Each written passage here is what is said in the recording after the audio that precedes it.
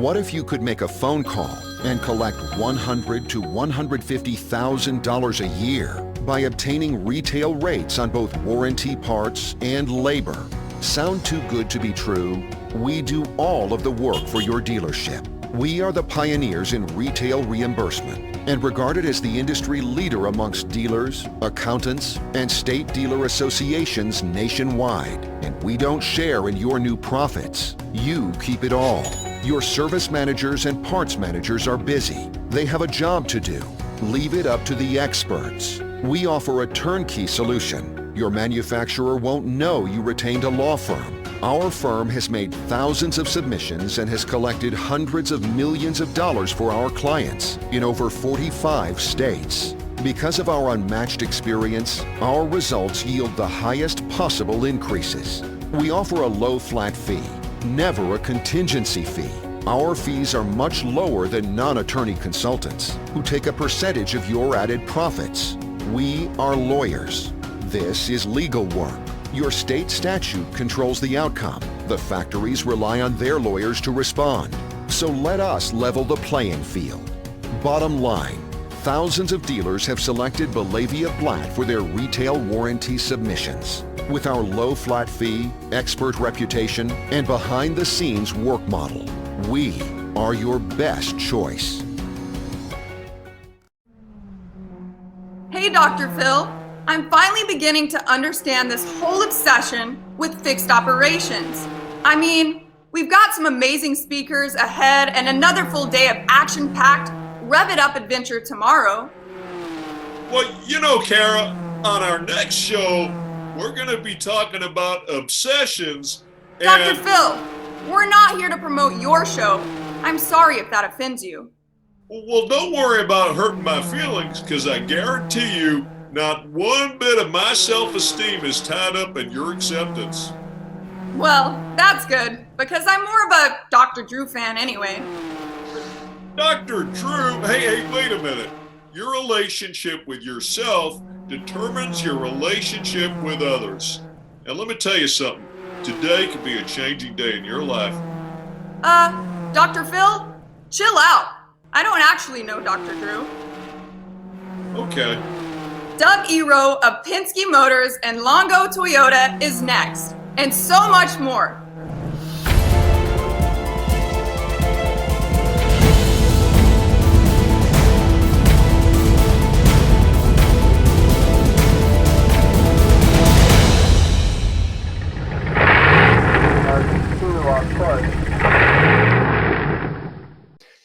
Welcome back to the Fixed Ops Roundtable, everyone. I'm Gene Girdley, along with our host, Ted Ings. And this is Fixed Ops Roundtable number 10, Day 2 at Rev It Up. And we are glad to be joined by Doug Eroh. Doug, welcome to the program. Thank you, Gene. It's an honor to be here. Thank you. Hey, Gene, we're really, really honored because this is the second appearance of Doug Eroh, who is the president of Penske Motor Group, as well as the president and general manager of Longo Toyota, largest Toyota dealership in the world. And Doug is a friend of the Fixed Ops Roundtable. Doug, we're very honored to have you back. Welcome to the Fixed Ops Roundtable. Thank you, Ted. It's an honor to be back, and it's a pleasure to speak with you today. You know, Doug, we've seen a lot transpire since you were back on the program, I would say mid last year. And, you know, so much has occurred. And congratulations, by the way, on all the success that you're having now as president of Penske Motor Group. So, you know, a lot of accolades to you, and obviously, you know, as a result of all of your hard work. You know, Penske and Longo have both been in the business for a long time. As I recall, Longo Toyota since 1967. You know, let's talk a little bit about that longevity. It doesn't happen by accident. You know, what are some of the things that you can attribute that success to? Thanks, Ted. Yes, it's been a few months since we last spoke. I think it was last summer, and yeah, lots happened in the world since then. So great to have the opportunity to speak to you again. Fortunately, yes, we had a very good year in spite of the pandemic. You know, we were actually closed for 2 months, which was the first time that's ever happened in our history back in the spring of 2020. So we were very fortunate to be able to work through that. And I think the way you work through these crises and you work through these challenges that you have as an organization is just by having great people and having a great culture. You know, and I think we're fortunate to have both. It's something we work on every single day, but the team that we have has you talked about longevity. I was doing some math the other day, and I realized that our sales managers at Longo Toyota have collectively 222 years of experience. There's actually 9 of them. So really remarkable. And I think that speaks to the longevity of the team, the processes that have been built over time, the refinement of those processes, and of course the culture we have. We all wear a badge, and on the back of the badge is our tenets. Each day has a theme, and it's called the Penske Way, and it's the way we do business. And I think if I summed it all up, it's doing the right thing every single day. Never any shades of gray, black or white. We're doing it the right way by our guests and putting our guests first in everything that we do. And if we start with that, it leads to good outcomes over time. And I think it builds teamwork, camaraderie, and a culture that builds longevity. Let's talk a little bit about that culture. What are some of the ingredients, to making that happen, and how do you ensure that that's maintained and sustained over the long haul, as your organization has done? Thanks, Ted. I think when culture, as I probably said, culture starts with people, and people starts with great hiring, and then great training and great development. So if you go back to the hiring part, how do we hire people? It's really carefully is the best way I could describe it. We use the term hard to get in and hard to get out. And what that means is we have a very thorough hiring process. And I always say this to our candidates. They're like, really, another interview? But our process is, we screen our candidates. We're looking for people that are not necessarily great in the car business, but great in guest service, wherever they may come from. We can teach them the automotive business, but we want them to be great in guest service.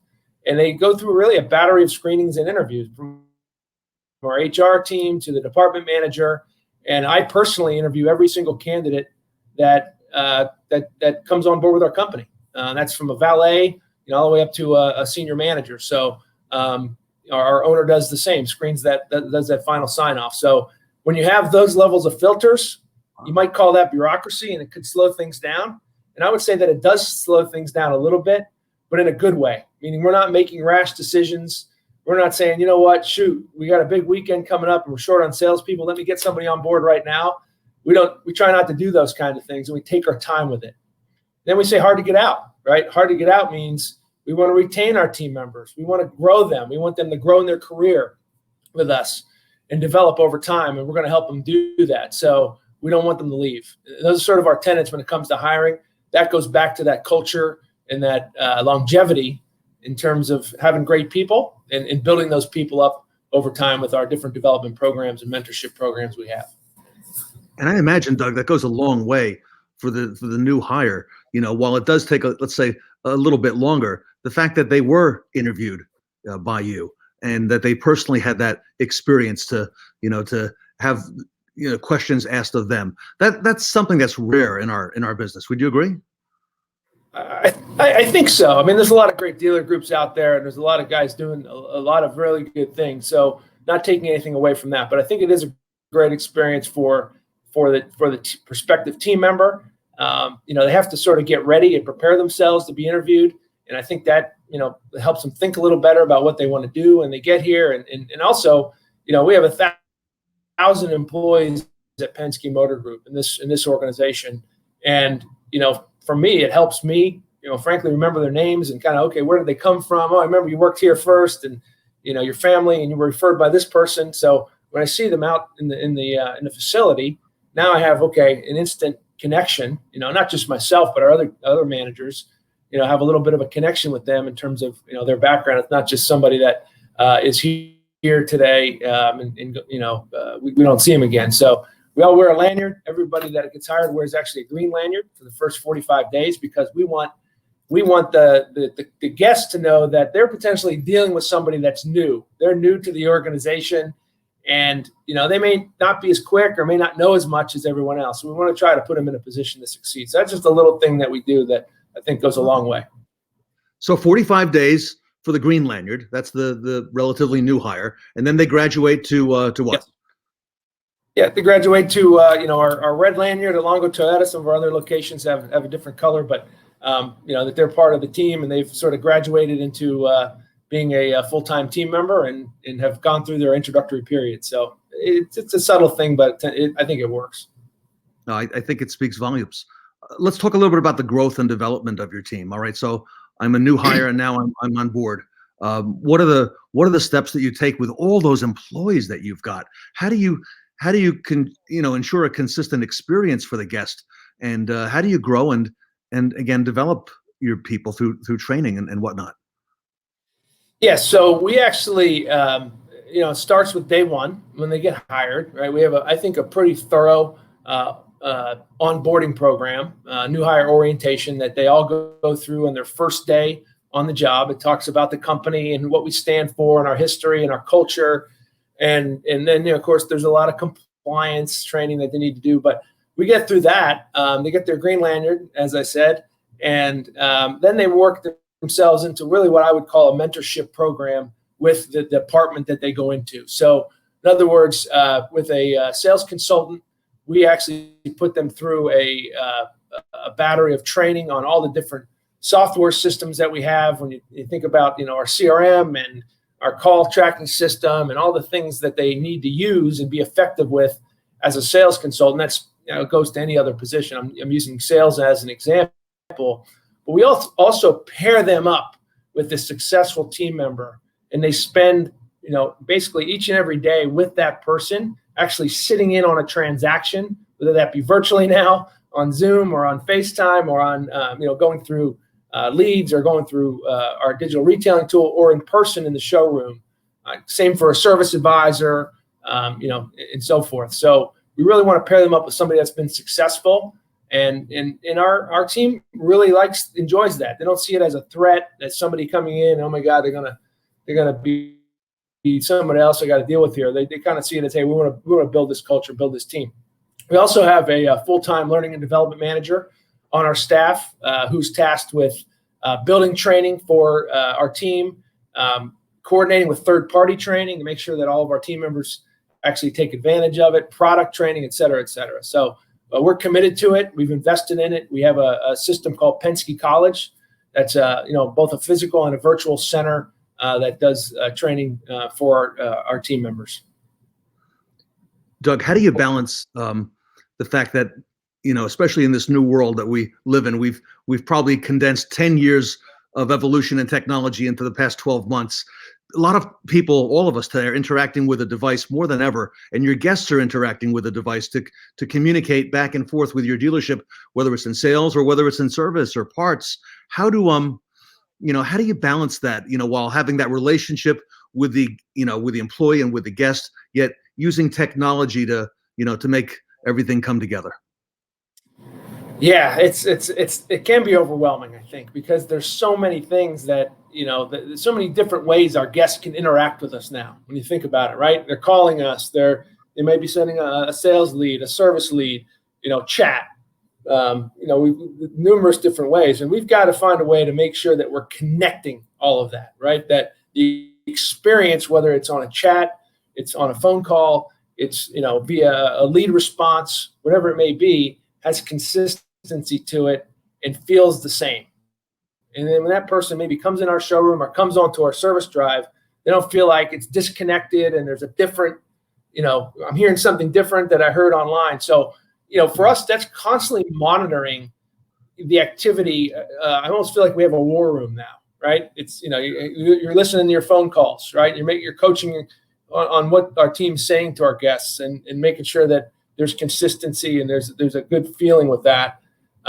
Chats, I'm reviewing chats. We're looking at people that come in on the service drive that call in through our BDC. Our BDC gets upwards of 30,000 inbound phone calls a month through them. 30,000 phone calls a month. So you think about, that's a lot of opportunities to provide an experience, right? So the biggest thing for me is having connectedness between those things and having consistency so that the guest feels like they're all part of the same process. We just started I think in this business, we have a tendency to over-survey our guests, right? You got a manufacturer survey, you have a tech survey that may go out, et cetera. But we've made a real effort to get more reviews, right? People that, that give us a review on Yelp or on Google or on DealerRater or any number of different platforms, Facebook, etc. We want more of those sort of organic reviews. That means more to me than maybe many other things that are out there that provide feedback. And we measure and monitor that every single day. I get a copy of every review we get, as does our owner, every single day. And if you want to know how you're doing, my experience is your guests are going to tell you, and they give us great feedback. And we miss on a few things, and we're not perfect, but we view that as an opportunity to take that feedback and get better. And I think there's a lot of organizations that do that very well, but really that technology can be overwhelming sometimes. We try not to do too many things because you can just get overwhelmed and you can be not good at any of them. So we're just kind of focused on those basic different ways that our customers are communicating with us. And we take a step back and say, you can use templates and all these different things, I think, to communicate with your guests, but just take a common sense approach, right? What do you want the guests to hear? And is what you're giving them back in a template or these other things exactly that? In a lot of cases, it's not, right? Because we try to build things around, all situations, and every situation is different with a guest, as you know. So a little bit more hands-on is critical, I think, to being successful in that area. How about the importance, Doug, of fixed operations, especially now, service, parts, body shop? It's been said that fixed ops has become the front of the store, and you mentioned a lot. Your dealership, your organization went through a lot in 2020. You saw a lot of change. What do you foresee for the future of fixed ops for Longo and for Penske Motor Group? Yeah, I don't. It couldn't be more important. Fixed operations are at the core of our business. They're what obviously holds the foundation of the business in terms of profitability and in cycles of good and bad. And last year we couldn't underscore more how important fixed ops was when we had to close our showrooms for 2 months. During that time, our service departments were open, our parts departments were open, our collision center was open. We actually did record online parts sales last year.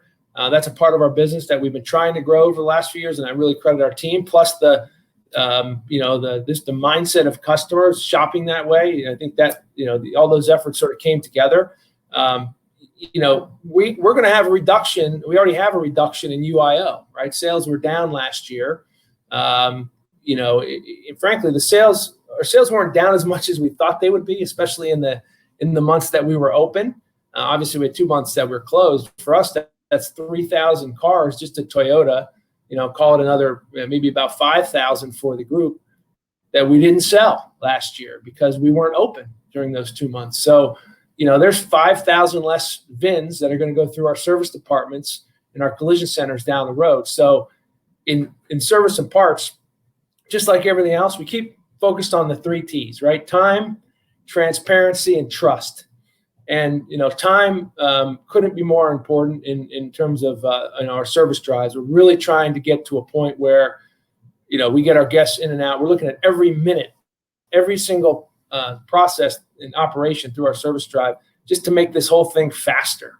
Right? We're working with Toyota Financial on their mobility company called Kinto Share. We're looking at a pilot to get customers in and out of rental cars faster using an app. That's a process that sometimes takes a little longer, right? Things that we learned during the pandemic is, we've had mobile service for a long time. Mobile service is good and we'll always have it, but frankly, customers aren't as excited about having to come and actually work on your car and their car in their driveway as they are with our concierge service. Our concierge service is pickup and delivery, and that has exploded during the last 8 months.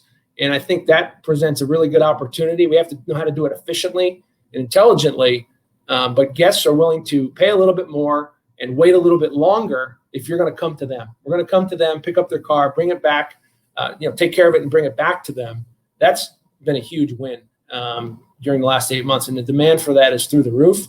So I'm trying to figure out how do we expand that and be able to provide it to more of our guests on a day-to-day basis. So, time, transparency, and trust being pricing, what they see online, what they see in dealership, what they're hearing from the service advisor, all being the same and transparent. We never hide anything here. Everything, we're built on transparency.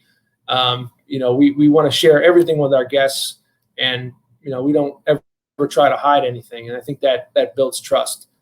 So those are just some of the things we're working on at Fixed Ops. But Fixed Ops, we've got to get our retention up, and we've got to get our, with less UIO, we've got to be able to service more of it.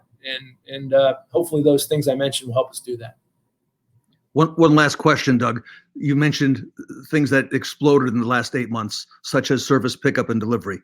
It's my personal feeling that these things are not going away. These things are just going to grow and continue to become a bigger piece of what it is that we do on the sales and service and parts side. How should dealers prepare? It's early now. It's February. You're looking ahead to 2021. What advice? What one piece of advice would you give dealers to prepare as we move into the new year? Yeah, I think I agree with you, Ted. I don't think any of this stuff's going away. I think it's the demand for it's going to increase, and I think we have to start thinking about ourselves as not just auto dealerships or auto retailers, but providers of transportation services, right? And that might be, as we talked about, pickup and delivery. Now we need to be better at logistics, right? We need to be more efficient at those types of things. So think about your business holistically. Obviously, everybody has a fixed amount of dollars to spend, and everybody always says, "Oh, you're bigger, you do more." Well, yeah, of course, when you're bigger, you have more resources. But look, we all achieve, and we're really starting to look at, okay, how do we put funding into being more efficient with logistics and empowering those processes that help our guests more so than just blasting out a direct mail piece or blasting out another email. Or buying third-party leads. Take those dollars and spend them on building your brand, not on just more advertising. Love it. Great message. Doug Eroh from Penske Motor Corp and Longo Toyota, #1 in the world. Doug Eroh, thank you for being with us today at the Fixed Ops Roundtable. Thank you, Ted. Thanks, Ted. It's a pleasure to be here. Thanks so much. And Ted, we are just getting started. We've got more still to come. We've got the rest of day 2 and day 3 still ahead on the Fixed Ops Roundtable. Rev it up. Stay with us.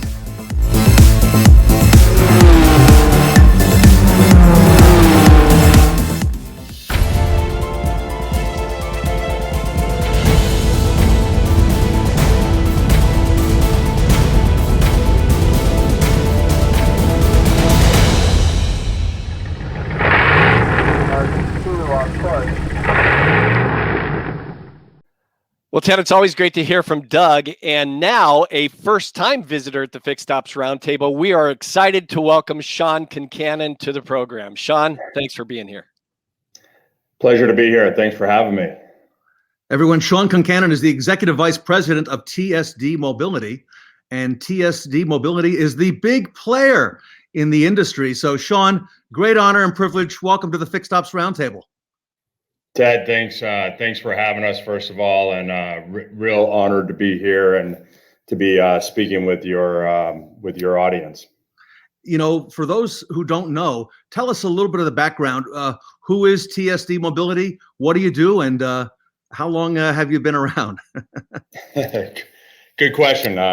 TSD's been around for 35 plus years now. We jumped in the industry way back when local independent car rental agencies needed to, automate their fleets.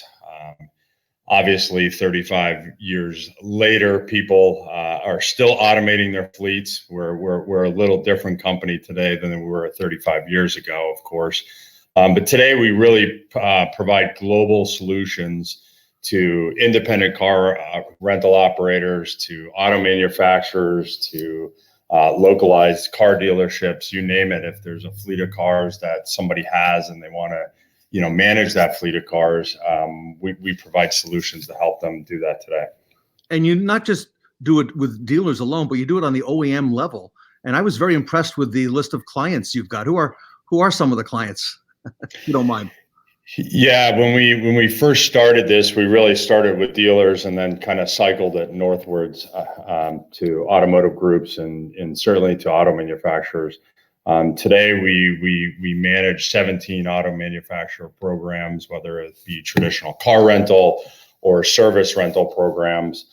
We're running that programs all the way down from truly to the dealer level up to the corporate level, including subsidies and utilization tables, all that good stuff. So we really put together an entire solution to manage a lot of those manufacturers today. We also manage about 9,000 dealerships across the platform today. So we have quite a hefty book of business. We really enjoy the dealership and automotive space, as you can tell. And, Sean, we've just gone through a very challenging year, all of us, and especially on the retail side. And I think it speaks to the resilience that dealers have, for having pulled through, a lot of unknowns last year and now into 2021. What have you done, or rather, what has TSD done to help dealers during this season, the pandemic? Yeah, car dealers got hit hard, but they were one of the more resilient arenas that we saw out there. We certainly do a lot of business in the car rental side, and they're just starting to come back. So when the pandemic hit, really, we started talking to dealers, quickly, remotely, of course, but and understanding how their business was really going to change. And I think when it originally started, they were kind of unsure how it was going to be changed, but we saw it, change very quickly in some of the needs of just transacting with customers. The physical being close to close and having someone sit down at a service advisor's desk or a loaner coordinator's desk probably wasn't going to be feasible anymore during the pandemic, or as states started rolling out of their lockdown. So we immediately kind of jumped in and went after kind of that catchphrase contactless, like everyone uses nowadays. We quickly launched that at the end of April, and we really wanted to give the ability for a dealership to legally still be able to do a loaner car or rental car transaction without physically having to touch a consumer or be within that social distancing guidelines. So really, to be able to do contactless rental agreements or loaner agreements was one of the very first things we put into place to kind of help dealerships transact in this new manner. The other big thing we really tried to do as an organization is look to see, most of those transactions probably weren't going to happen as it related to a loaner car in the brick and mortar anymore. Most customers were going to want that car delivered out to their house and, so forth, and done exchange in their driveway and stuff like that.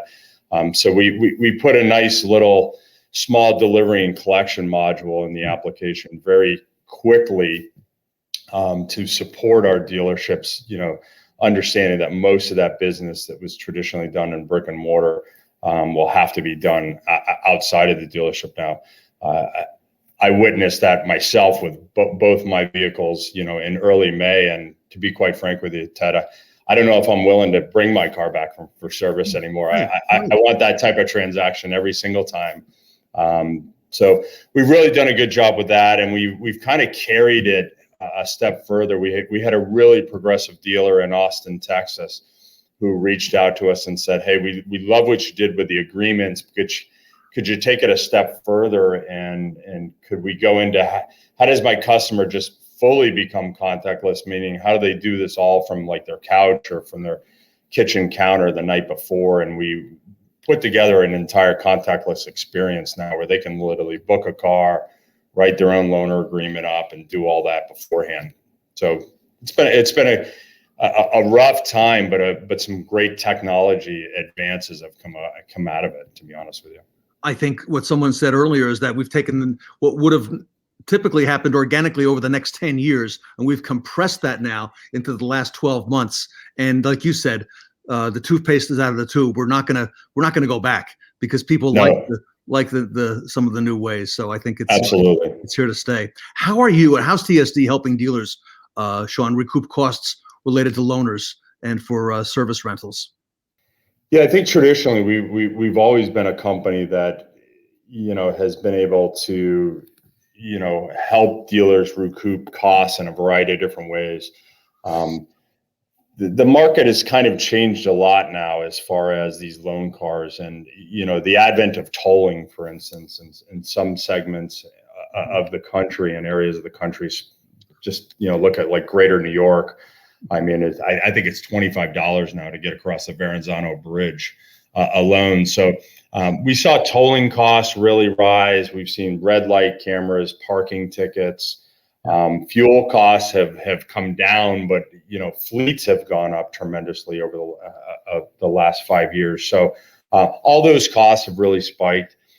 Within TSD, we allow all dealers to get our charging component, which gives them the ability to recoup a lot of those costs and expenses that traditionally, when they first rolled out a traditional loan car program, it was, hey, everything's for free and it doesn't matter about your fuel and go burn through tolls, do whatever you want. But I think dealers are starting to get more and more savvy nowadays and looking really to control those cost parameters as it relates to a loan car or rental car fleet on their lot.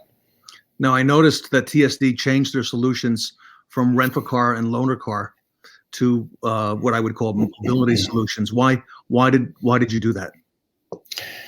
Yeah, I think especially over the last 6 or 7 years, I would say pretty much every auto manufacturer out there today has either a service rental or a loan car program.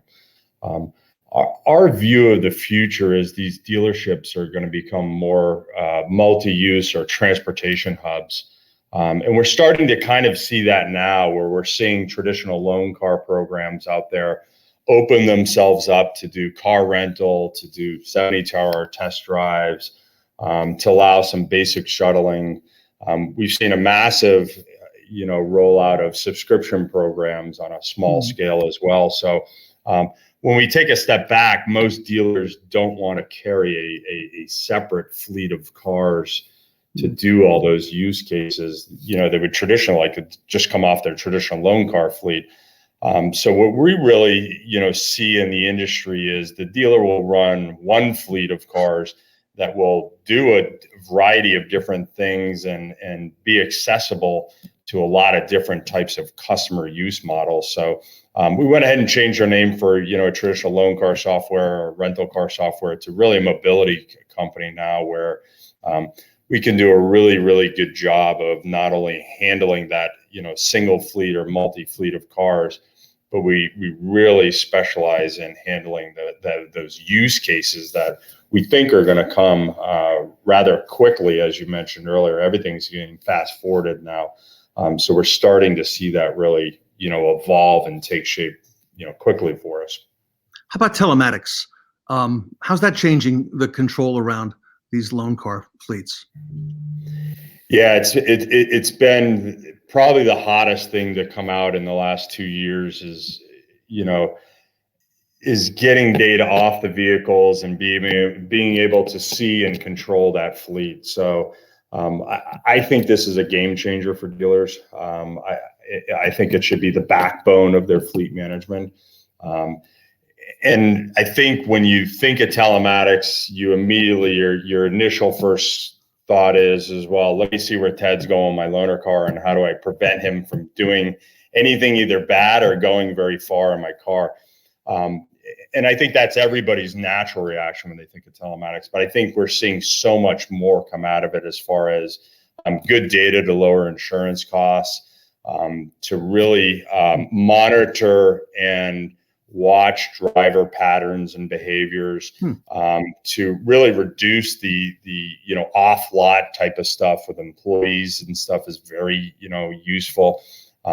But more importantly, we're seeing some great customer service things as well put in place, where we see dealers pre-prepping cars as the loan car comes back in and welcoming customers back faster and quicker by using telematics. So it's an amazing tool, great tool that really puts the control of the fleet back into the dealer's hands, because honestly, some of these cars are $70,000, $80,000, $100,000, and once it drives off the lot, it's okay, is that car going to come back? And if it does come back, does it come back in one piece? So I think telematics gives them a much better security of their actual fleet.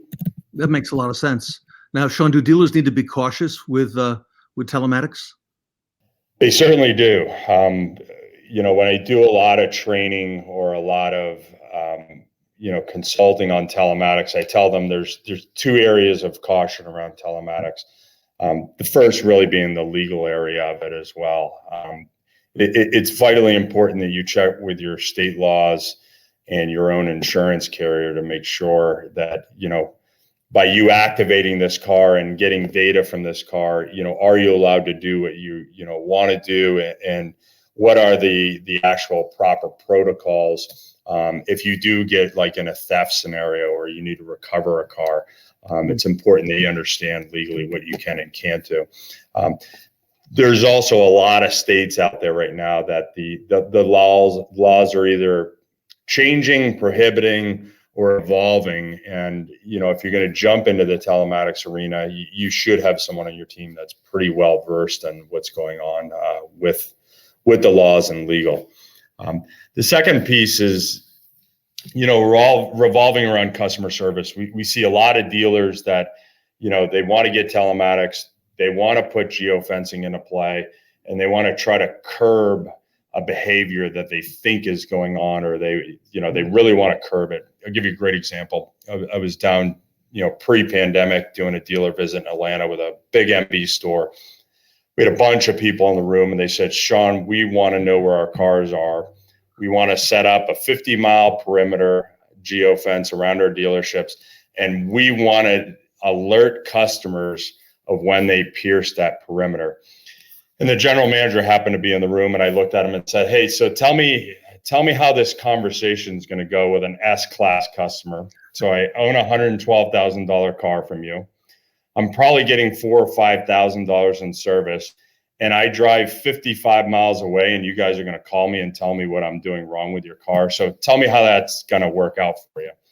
So I think the GM took a step back and said, okay, we really need to rethink our telematics, game plan here. Mm-hmm. So I always caution dealers that there is a service side of telematics, and you should look at it not from from everything's going bad with telematics and you're trying to curb your customers from doing things.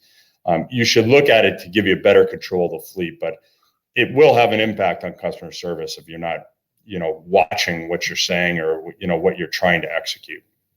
That makes a lot of sense. Hey, Sean, let me close with one last question.